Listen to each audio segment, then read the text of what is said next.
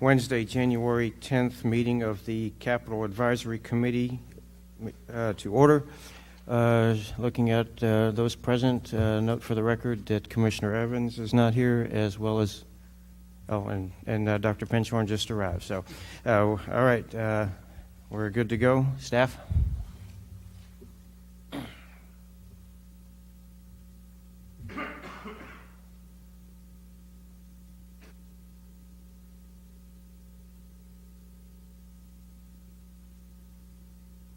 Good evening, Commissioners. I apologize for rushing in at the last minute. But as you'll recall, a couple months ago, you all recommended to City Council approval of the land use assumptions and capital improvement plan that were supporting documents for the roadway impact fee program. City Council did, in fact, approve those documents, and they are included as appendices in the report you have in front of you. Based on those plans, our consultant, Fries & Nichols, we've got Eddie Haas here this evening to do the next presentation. Based on those documents and those figures, they have gone and done the calculations that are set forth, the procedure for which are set forth in the Texas Local Government Code. And he's going to go through the procedures, the calculations, and then let you know what everyone's been waiting to hear. What are the maximum calculated fees that we could charge here? So this is the very first time that anyone in the city other than staff will be seeing these numbers, and he'll also explain a little bit about what the numbers mean, the fact that these are the maximum allowable fees that can be charged, and then you will be tasked along with, we're going to gather input from some other groups as well, but you will be tasked to recommend to City Council how much of those maximum fees we feel the city should actually charge to new development. So without further ado, Eddie Haas. Thank you very much. Thank you for the opportunity to come brief you on the status of the impact fee program. As Kathy correctly alluded to, by way of process, we have really, we're kind of in the final throes. We went through the formal process required to set the stage for preparing the study and what is the calculated cost per service unit. That cost per service unit drives the fee when you put the steps together. And so what we're doing tonight is presenting you with an overview of how we derive that maximum cost per service unit. What does that mean in terms of some benchmarking, kind of setting the stage for ultimately your recommendation to council. There was a technical process you might recall from some of our previous meetings. We'll hit some of the highlights here. Basically, the setting of a service area structure, an appropriate service unit that we've talked about in the past, ultimately went towards the identification of a capital improvements plan, costing of the improvements plan, working towards that cost per service unit, then the last line item. And so we finished all the technical pieces, and so we're starting the process of the discussion, the policy kind of discussions. So we'll work through the technical stuff before we get into some of the policy considerations. It's important to note, and by the way, the report, the draft report that you all have before you was submitted, I believe it was last week, all 190 some odd pages of it. Hopefully you've had a chance to peruse that. The good news is only 33 or 34 pages is the actual technical piece. You have a lot of supporting appendices material or items that are drawn into the overall document. But the important thing out of that report is to recall that for roads, for impact fees, because the law says road service areas can't be greater than 6 miles, we're dealing with independent service areas, right? So the thought there was if road improvements are being built, it should be in the vicinity where new development's occurring. So in other words, fees collected on the north side of town will be spent only on projects on the south side of town. So that's what the service area structure is for. So as we talk about the calculated cost per service units, we're going to be talking about those end results for each of the 4 service areas. So we'll have to kind of be thinking about what we might want to be doing that point forward in terms of some policy considerations, and we'll walk through that here shortly. So the first step in the process was that LUA. By way of a refresher, the land use assumptions. We calculated a 10-year window of how do we see Schertz growing over the next 10-year window. You might recall from our very first meeting, we talked about growth rates. We settled on a 3% growth rate. That translates to about a 16,000 person increase over the 10-year window. new residents coming to the community. There was that public hearing back in November that ultimately was approved that enabled us to go through or go forward in the calculation. So here is a breakout of that same 16,563. It's the far column, net growth on the right, kind of the total on the bottom, but how that growth translated by service area. We kind of went through this in the public hearing. It's in the LUA report. Bottom line, we see a lot of growth occurring in the southern sector, but that doesn't mean that there won't be growth occurring in service areas 1 and 2. An appropriate CIP has been developed to cover that growth. We'll talk about the cost attributable, or in other words, how much of that CIP is needed to cover this anticipated growth over the 10-year window. So we are going to grow about 16,500 residents long-term. That translates to about 5,900, a little over 5,900 dwelling units. That's growth that will be coming to the community, creating an impact on your network. So that's what this program is all about, defining network and how to support that future growth.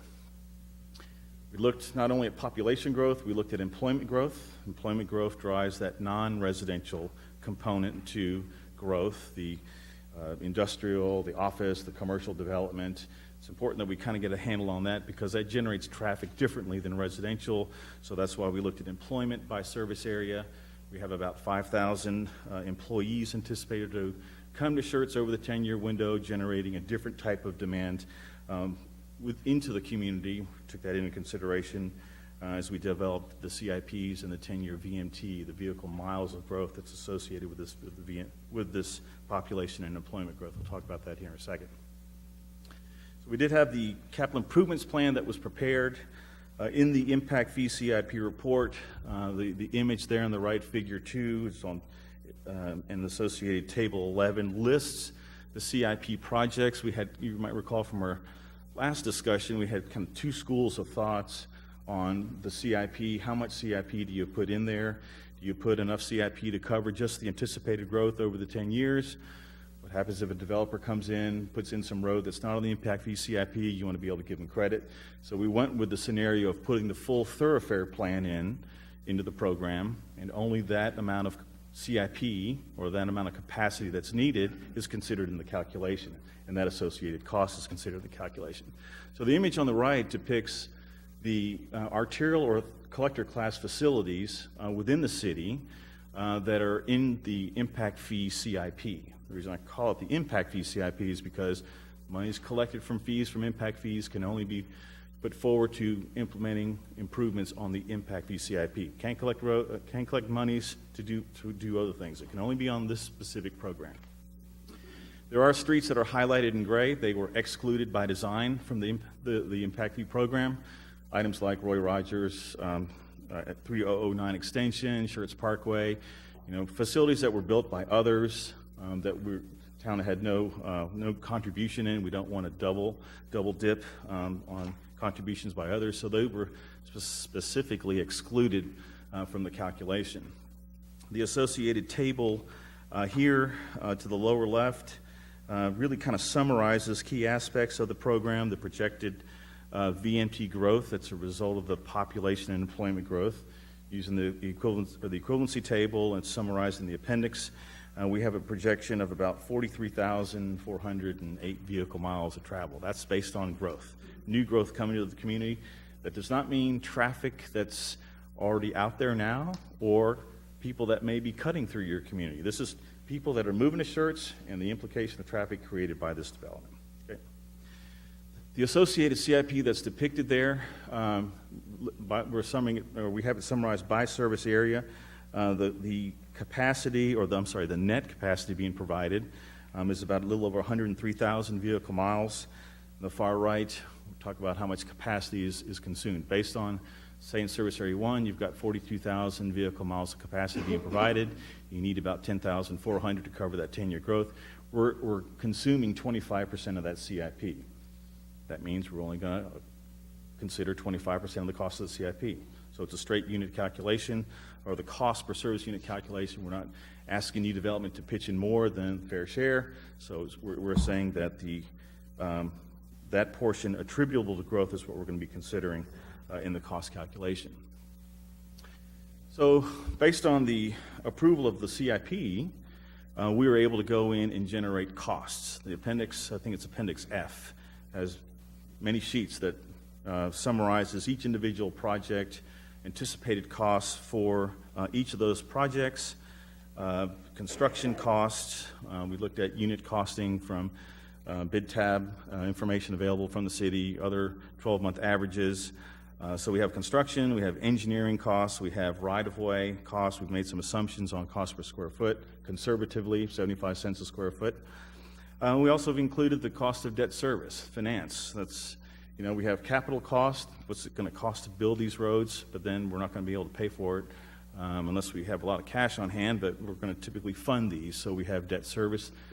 The legislation allows that you're able to include the debt service in the impact fee program, and so we've done that. And so the assumption there was we did a detailed finance study, but 3% over 20 years. We're really only looking at the interest incurred over the 10-year window, and that really the debt that's going to be brought on by these projects will be spread out over 3 equal parts in 3 years. In other words, we're not going to try and build everything all at once. They'll be chipping away at it. So conservatively, we went over three bond periods or 3 increments over 3 years spread apart. So it kind of spreads that debt service out. We were conservative in terms of costing. In other words, we're not going to put construction costs that are kind of pie in the sky. The acid test is when these projects are actually built, and the cost summarized by service area. If actual costs that we have to plug into the database once projects are built, if that exceeds what was planned by greater than 10%, we put the city in the potential of a refund situation. We don't want to do that. So we've always stayed on the underside or the conservative side of the costing. Okay. So this table here, this is tables 14 and 15, or on page 29 and 30 of the report, more or less summarizes the CIP. Again, there's that capacity that's going to be consumed by future growth in column 1.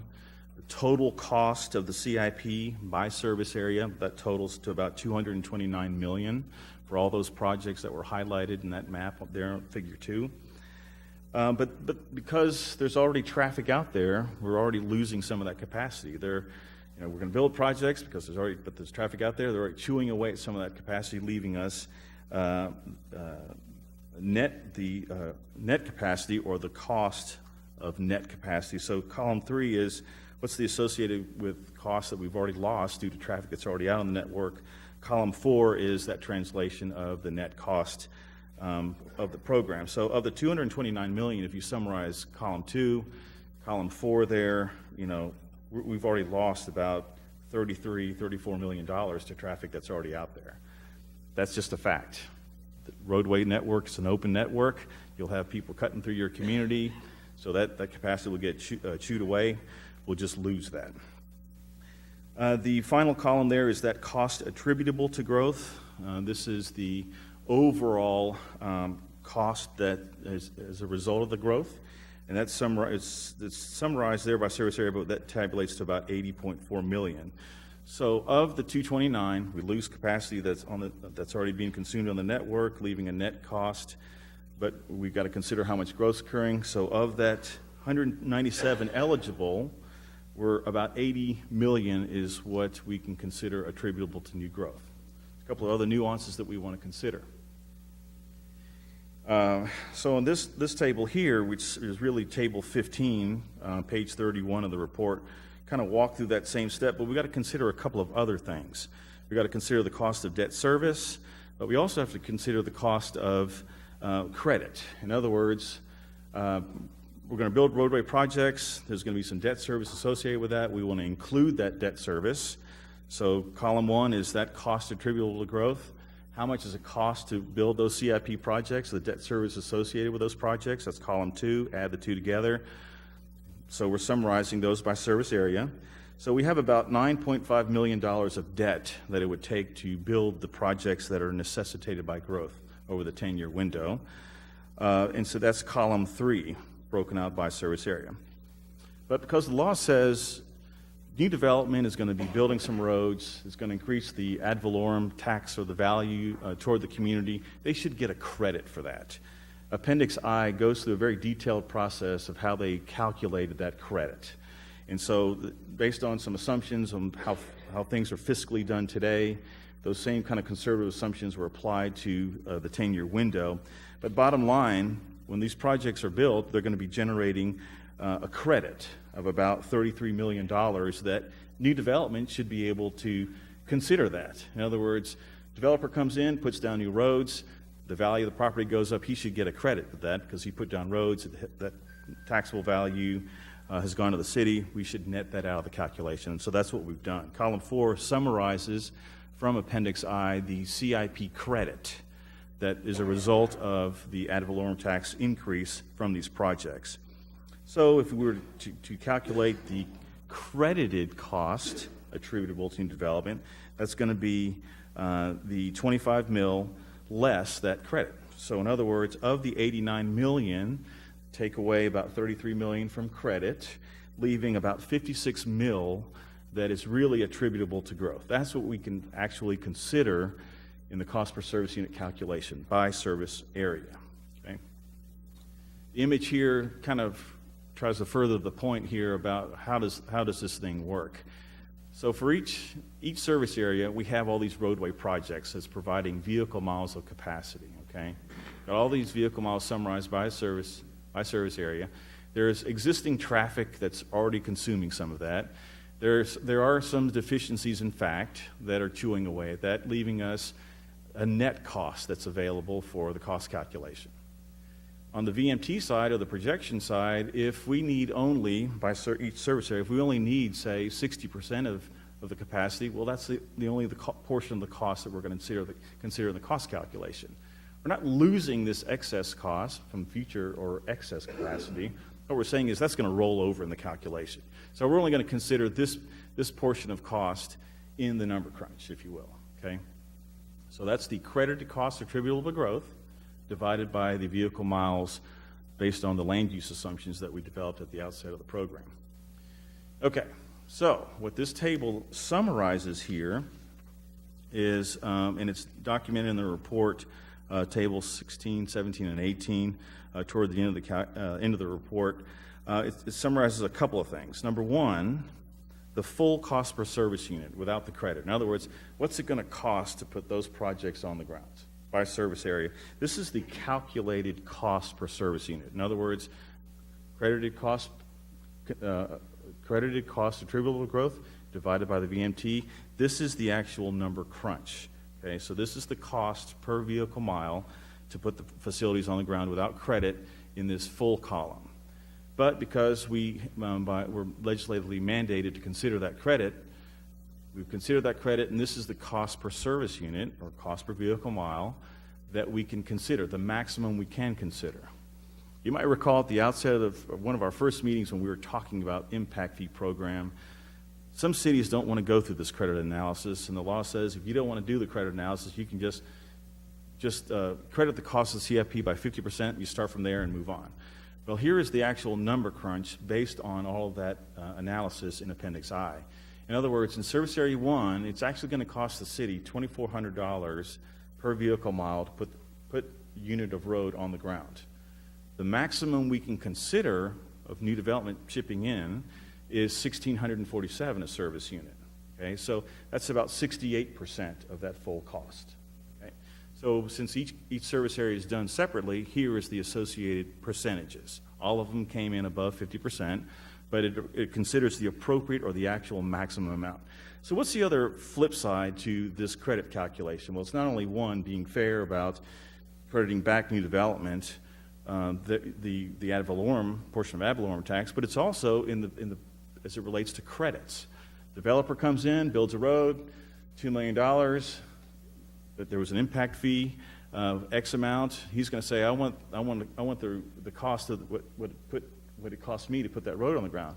Well, wait a minute. We have a maximum amount that we calculated, but we're only collecting X amount, that maximum allowable. You can consider up to this number here, that you ought to credit at whatever you decide to do. So in other words, if you, let's just say, the recommendation out of the advisory committee is that we'll collect 25% of max, let's just say, okay? 25% of max is what we're going to ask new development to pay for their fair share of impact. Well, when it comes credit time, you're going to be crediting at 25% of max. Otherwise, the program is upside down forever. Okay? So he's going to be asking for the full cost, and you're going to say, well, we only charge you at 25%. So that'll be part of that, the crediting that goes toward new development. Okay, so I'm talking about cost per service unit. How does that really work? Okay, so it's kind of a two-step process in calculating the impact fee itself. So step one, we got to determine the number of service units generated by a development proposal using the equivalency table in the report. The equivalency table is table 7, page 17.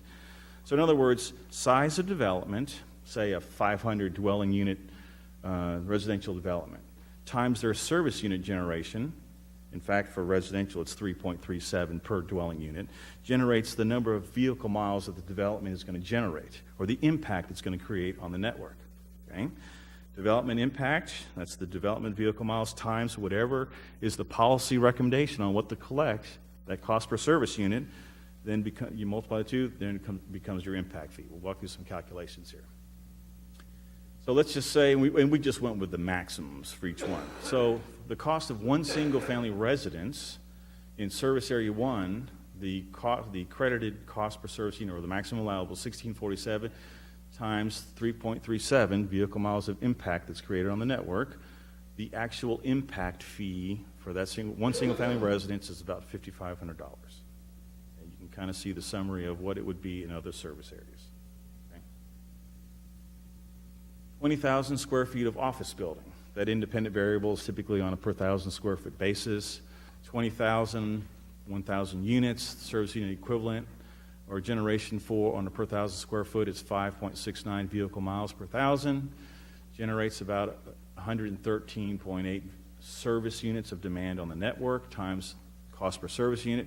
Here's what the actual impact fee might be for 20,000 square feet of office. Kind of scary numbers. Looks scary. You're going to ask a new developer to pay $187,000 of impact. You got to remember, they're not paying for it. Who else is going to be paying for it? It's going to be your tax base. Okay. All right. So that's just some quick calculations. What we wanted to do next was kind of take a look at what other communities are charging by way of impact fees. But before I go there, any questions on the technical derivation of the cost per service unit? I know it's a lot, and it's good reading material, but it's all there, and we're more than happy to answer questions, maybe tonight, maybe the next meeting, but we're certainly able to do that. I do want to walk you through a couple of other things. So you're going to be asked to make a policy recommendation on what you should ask new development to pay. What's your collection rate? Most of the times, you're going to be comparing, well, what are other communities that are collecting impact fees? What are they charging? So that's what we've attempted to do in a couple of graphs in the presentation. So we've done a couple of things. We've prepared 4 scenarios on the cost per service unit, or I'm sorry, the actual impact fee. And in this case, it's what is the impact fee for one single family residence. So what we have here is we have in the column on the far left, this is how Schertz actually lays out if you actually averaged all of those service areas together. Just an average. That's not the way it would work. This is what in the far right, this is what the actual cost would be. But we just said, just for display purposes relative to some of these other communities, what would be the cost of one single family residence in terms of an impact fee? And we have picked out some communities that are not so close, some that are closer than others. Waxahachie, Midlothian, that's North Texas, but it's on the south side. We do have Lockhart, just east of Austin there. Cibolo actually does have an impact fee, College Station, New Braunfels.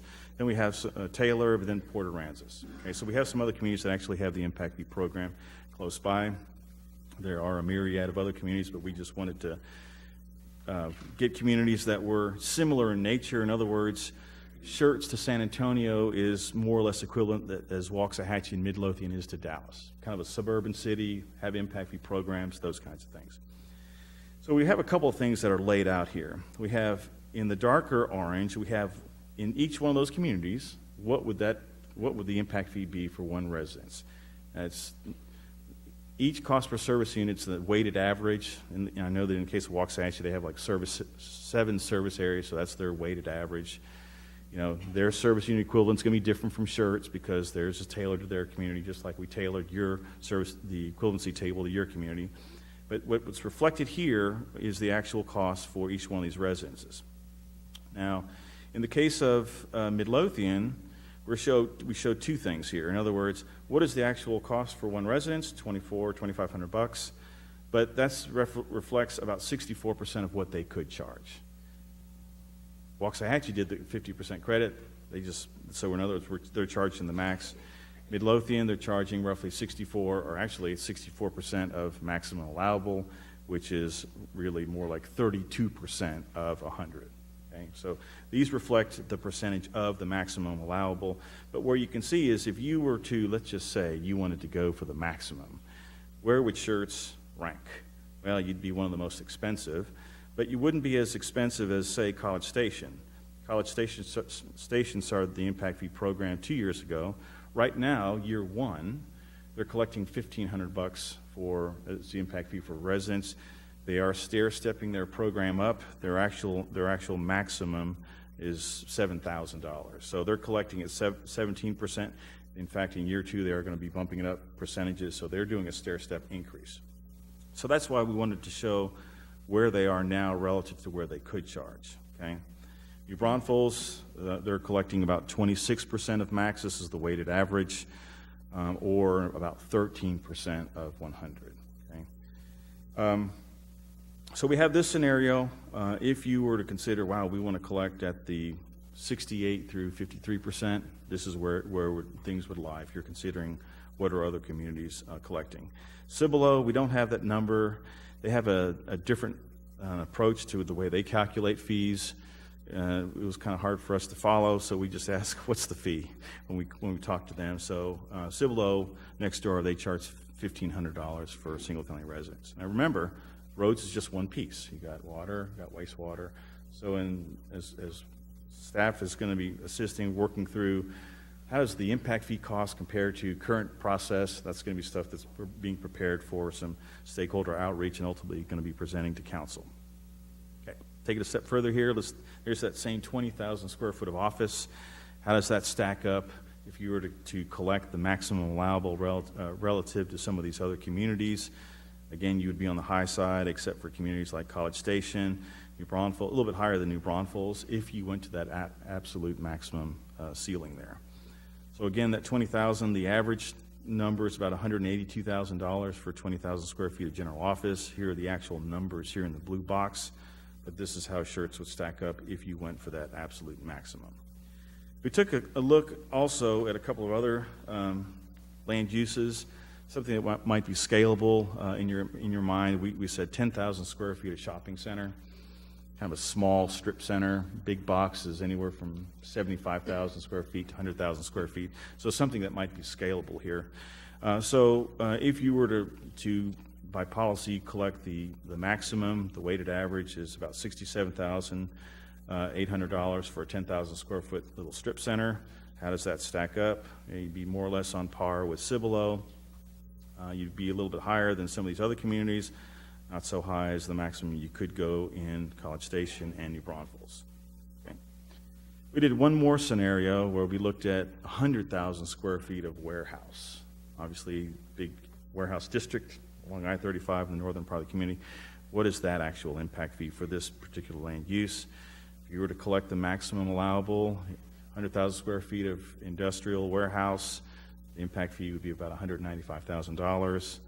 Obviously a little bit higher than some of the other communities, but again, not as high as what the maximum that College Station could charge. Not saying the College Station is going to go to that 100% max, but that's that maximum ceiling to where they could go. It's going to be a difficult decision or a consideration of what we want to consider. And the reason I put all of these together is because if we said we want to collect, in this case we're showing the maximum, the average maximum. If you said you wanted to do that across the board, it's going to result in different numbers for different land uses. That's just going to be the fact. And so we just picked 4 land uses, something that you could hopefully kind of relate to. That land use equivalency table has a slew of uses listed. New development could be any variety of things, but we wanted to show what the implication was on a collection rate. What we're saying is, you might want to consider, should we have a collection rate for residential versus non-residential? You know, those are things that are in your purview to recommend by policy. So what I'm saying here is that we've gone through all the technical gyrations to get to that technical number. Now we're on the policy side. Okay, what do we want to ask new development? What do we want to collect from new development per unit of development or specific application? So some of the considerations that we might want to think about, here's that across the board fee. In other words, whatever the numbers turn out to be, it just turns out to be. So if it's $5,500, let's say, let me go back here to this one here. If a single family residence is $5,500 in service area 1, it's going to be $4,400 in service area 2, $3,500 in 3, and so on. So that's where you might say, well, wait a minute, why don't we just pick a number that's the same across the board, so you don't have the argument, well, wait a minute, those guys down in service area 3, south of 78, they're paying $3,000, where here we are in service area 2, paying $4,000. So you take that out of the argument. So that's something you might want to consider, and that is the kind of the uniform fee, if you will. Okay? There's that residential versus non-residential, if you want to break that out. There are communities that have done it. They're in the Metro North Texas handful, 10 communities that have programs that are doing that. Some they're collecting more from the non-residential side versus residential. Others it's vice versa. So it's strictly a policy consideration from your perspective. Other things to be thinking about: do we want to go with maybe year one, we're going to kind of take it easy, let new development understand new program in place and have an incremental increase like what College Station's doing? And or if there's any other policy considerations. Arlington has some incentives. If you're on the I-20 corridor, you'll have a credit on offset. There's all kinds of economic implications or things that you can be thinking about. Don't want to open Pandora's box, but remember, whatever you come up with, is you want to apply that across the board. I may have related to you one of the kind of a nightmare in Community X up in North Texas. NTB had a $4,000 impact fee across the street. Discount Tire was $12,000 because they gave a special consideration on a waiver. So you've got to be thinking about policy-wide, how are we going to play this, and then ultimately that the council will be considering that.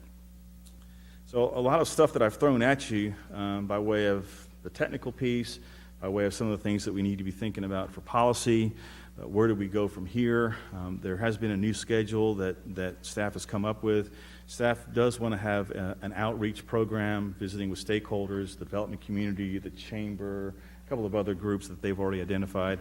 That's going to happen between now and toward the end of February. The idea is that we're targeting a public hearing March 13th.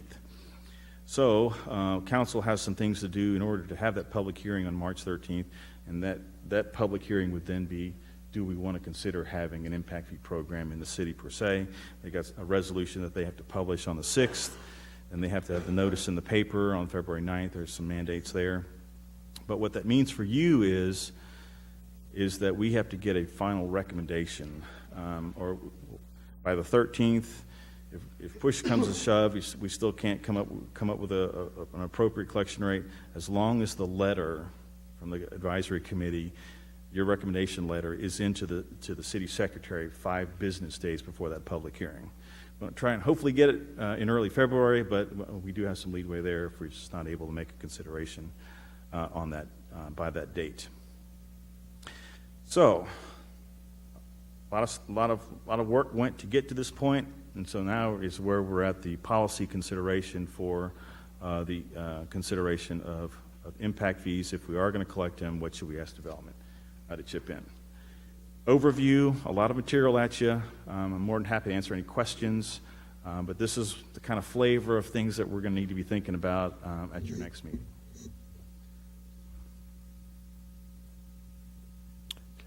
Okay, commissioners, questions?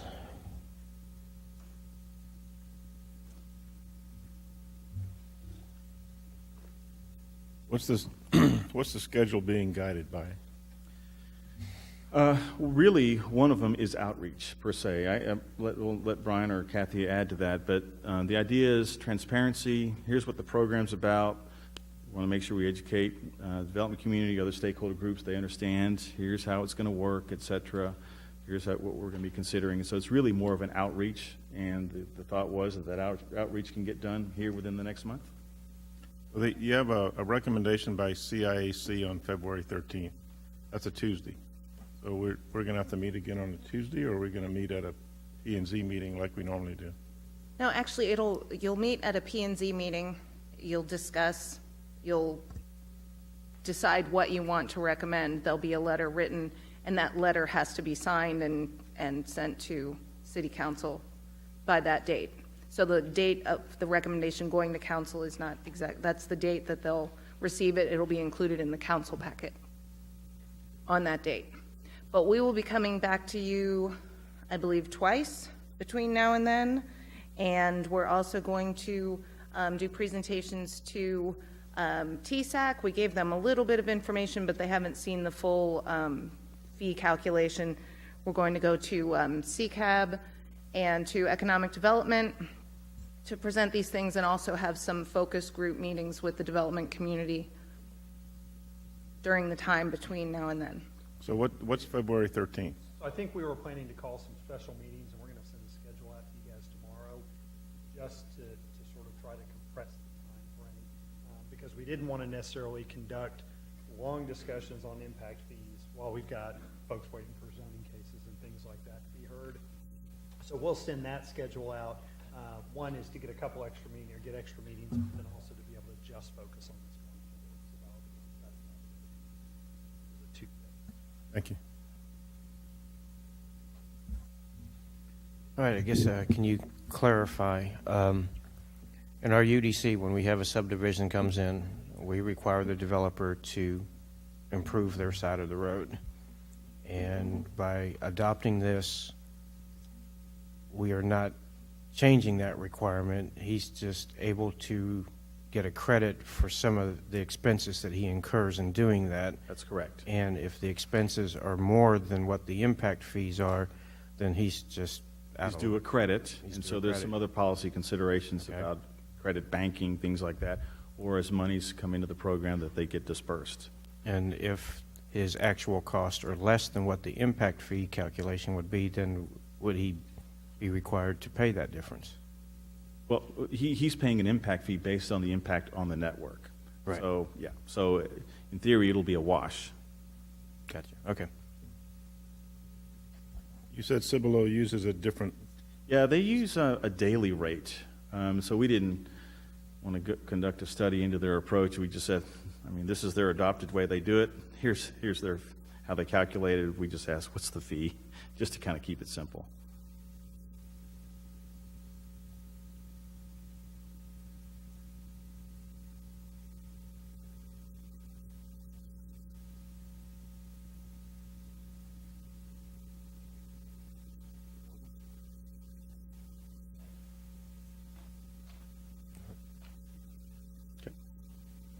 Tim? Mark? And so again, if there's a long pause, we thought there would be, and that was really, again, happy to answer any questions, but really the point of tonight was just to lay out, remind you how we got here, and then to say, here's that maximum fee. And probably, again, I think everybody, especially when they look at some of the commercial stuff, they go, wow. It's to let you just digest that a bit. And so that was really the point. So perfectly fine, I don't have questions. The idea was just to lay this out. Al mentioned we're going to be posting the video for this online tomorrow with P&Z. We'll post the documents that were given to you. And again, for EDC, TSAC, CCAB, we're going to email out all those board members so they can start pulling that up and reviewing it and taking a look at it, digest, and then we'll walk through all of that as well. That'll all be on there. But kind of, again, the idea that we wanted is we wanted to get through the land use assumptions and CIP on their own, and then now before having you start think about what to charge, we wanted to be able to sleep a few nights on what we could potentially charge as a starting point. So again, perfectly fine if that's it. If you have them, happy to answer it, but that was all I wanted to do was lay it out. So thanks, Eddie. So, in one of these future meetings with us, you'll give us some of the inputs that you're getting from the other groups? So what we'll do in terms of some of the meetings that we'll give you guys feedback on is we'll really go more in depth on some of the policy decisions. How important is it to have it the same fee across all the service areas versus I got more roads to build in another service area, how do I make that up? We will also summarize the feedback we get from all of the groups. So again, I would expect EDC, given their nature, to go, how does this affect our ability to compete for economic development projects, which hopefully lower the tax rate for our residents? Again, TSAC to some degree looks at how much congestion, how safe are roads, how quick are we keeping up with some stuff. CCAP takes an overview. So yeah, we'll try to lay that out. And then particularly I would expect that with regard to a lot of the engineers that do work here or development, they'll want to come up and tell you themselves at the public hearings, but we'll try to capture that as well to lay that out. One of the reasons we're trying to do a fairly compressed time frame is frankly, if we drag it out, you start forgetting what people had said early on, and it doesn't necessarily make it easier. We don't want to rush it, but we also don't want to have it 3 months down the road going, I can't remember what we talked about that far ago. But as Eddie said, it's what do we charge, some of the policy questions, how we give credits, things like that, that we write in the code. When we start charging this, if you got a plat that was approved tonight, would this apply to you when it's passed or not, things like that we have to weigh in. But looking at the dates that are in the briefing here, you're asking for a recommendation from capital improvements before that public hearing, correct? So before it goes to, now we will have, when we do y'all's going forward, we'll do them as all public meetings and all, so the public who shows up for y'all's various meetings in between, that they can offer their input to you. We want them to be able to weigh in. We want, again, engineers, that we've got a few of them here, can ask questions and say, how does that work, developers, same kind of thing. So the idea is to kind of combine it going forward. So we'll have the opportunity to hear. You'll have the opportunity to hear from them directly. Yeah, we're really going to work to capture that. And so you're probably going to get big packets from those stakeholders. Here's what I like, here's what I don't like, here's what I think, et cetera. Yeah, we want, and it's frankly, I think, going to overwhelm. You're just going to get a lot of feedback and you're left to kind of go, ugh. I think for my part, and probably from some of the other commissioners as well, when we have these discussions at our next meetings, one of the things that I think I would like to see is what are our impact fee structures for water and sewer, and as well as comparison to the other communities around us. So we'll give you all of that. One of the things that when we went with the land use assumption in CIP, we talked with council a little bit at length. So yeah, one of the questions you've got is, what are all the fees now that a single family house is paying? Because it's not just potentially $5,500. You know, right now for water and sewer, typically they're paying about $7,500 to all the entities there. Their building permit fees, their things like that. So yeah, we want you to see how these stack up so you understand that kind of going forward. And then again, want to kind of give some comparisons to other communities with that as well. You know, the one thing is, you know, we've never been afraid to impose the impact fees that we feel are necessary and appropriate for this community, and certainly I think the boards and commissions will continue to adopt that philosophy, but we also need to be cognizant of what's going on around us and make sure that in doing so we don't price ourselves out of the market. And I know this is all new for all the people out in the audience, but this is coming to the end of about a 2.5 year long process. This is not something that's just being thrown together overnight, but it's a very tough discussion, and we're going to try to be very open and transparent about it. Does anybody have anything else? All right, we'll call the meeting adjourned at 6:43. All right, we'll take a couple of minutes before we reconvene to let Dr. Penshorn and Mr. Brown clear the area.